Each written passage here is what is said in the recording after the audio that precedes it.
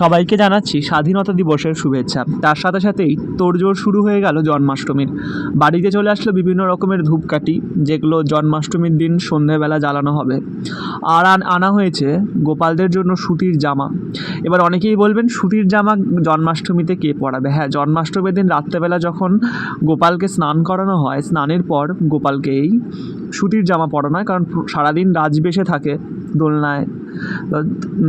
তার জন্যই রাত্রেবেলা যাতে তার কমফোর্টেবল ফিল হয়, তার জন্যই এই সুতির জামাগুলো রাত্রেবেলার জন্য আনা হয়েছে, যেটা অভিষেকের পর পরবে।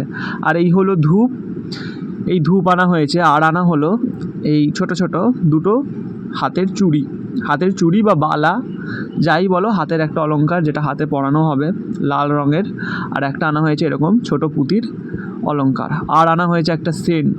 এই সেন্টটা মায়ের জন্যই বিশেষ করে আনা হয়েছে, কিন্তু এটা গোপালকেও জন্মাষ্টমীর দিন দেওয়া হবে।